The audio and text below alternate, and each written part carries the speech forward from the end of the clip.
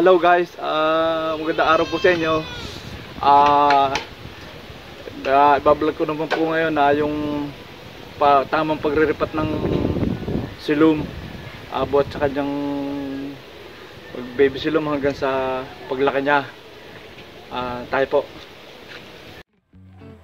Ito po guys, so magre-repat po tayo ng mga silum. Yung tamang pagre-repat po sa magandang mga plastic bag. Ito po for sa baby. Ito po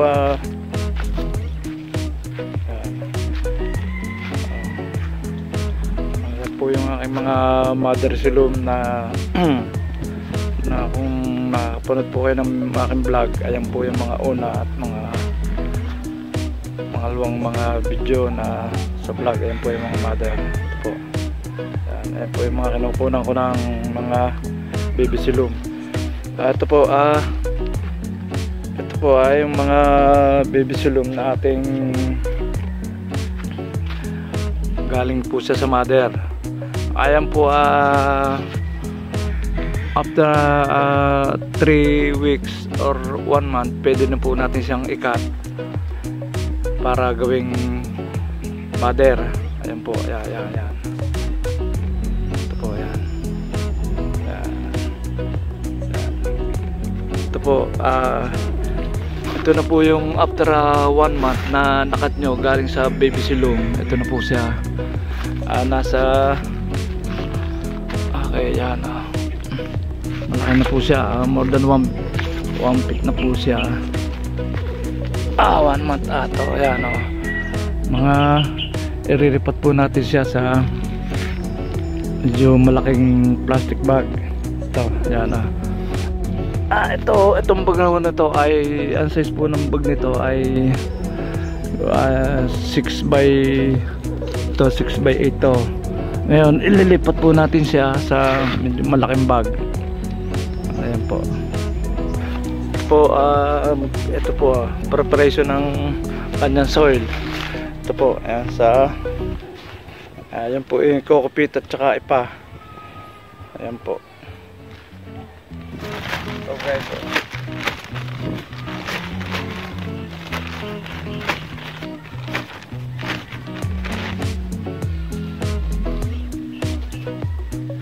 Size pong ito, mga recycle na lang po ito ginagamit ko.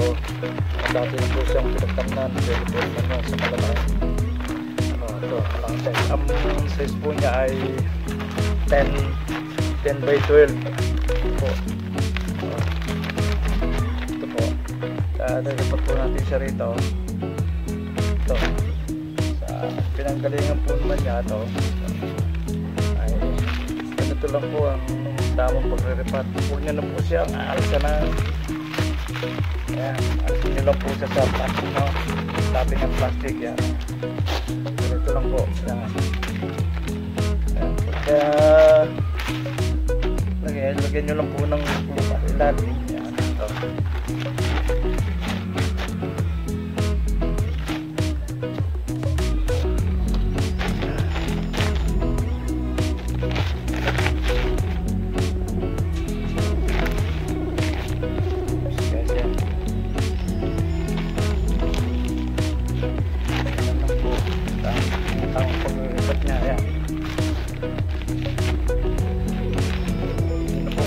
Dati niya lupa, ayan, tapos yan sa pagto.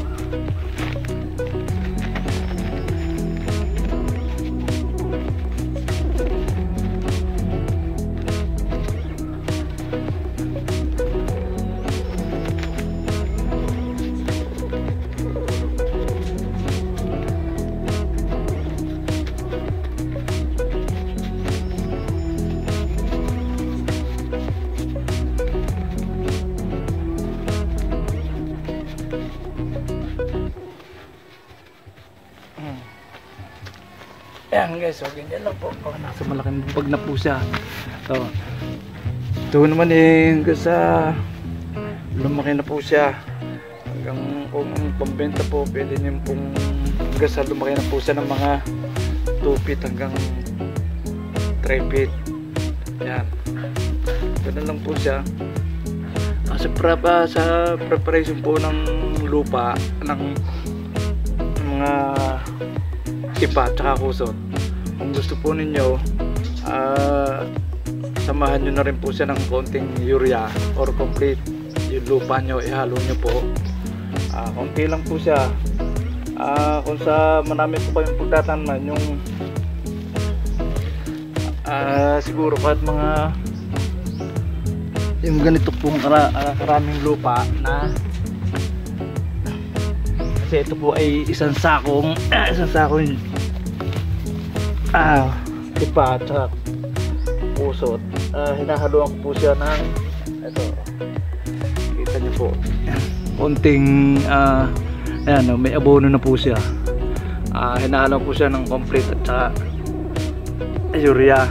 Kunti lang ho, siguro mga ano po nito, mga kalahating kilo lang po siya ang ganito, basta may para maging maganda ang inyong halaman. Yan po, sila po yung technique sa pagtatanim ng halaman. Haluan nyo po ng konting urea at saka complete.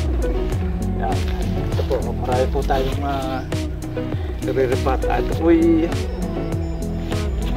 buhat po sa pagkakat ko na ginawang mother ito, isang siguro mga 4 weeks na po siya or magpa 5, may kita po siyang 1 month, may kita po siyang mga 1 foot na po siya may higit, kaya nire-repat na po natin siya. Ayan, ganun lang po ang tamang re-repat ito. Pagka yan, aalisin nyo lang po, ganito, alisin nyo lang po yung kanyang bag. Yan. Kita nyo po siya. Ayan. Huwag nyo na po siyang aalisan ng ganan, lupa. Ganan lang po siya. Ililipat na lang po natin siya sa ito. Pag na ito, ganitong kalaki bag.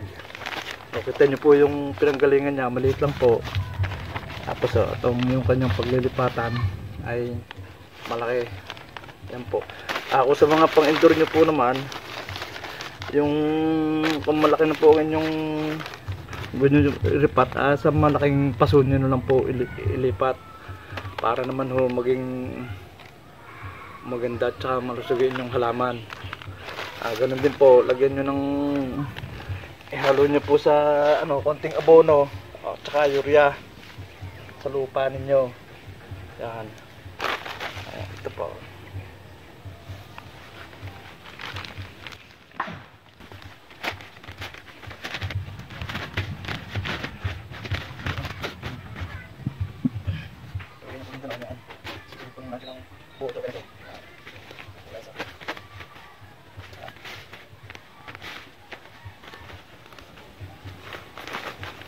Mabilis lang po siyang lumaki pagka nilipat po natin sa malaking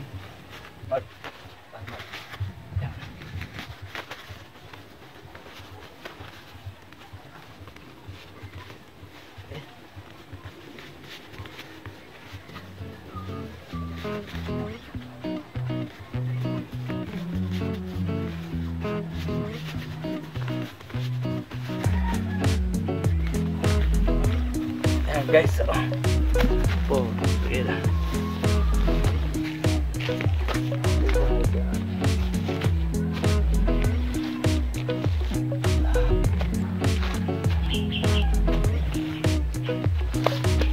Ayan guys,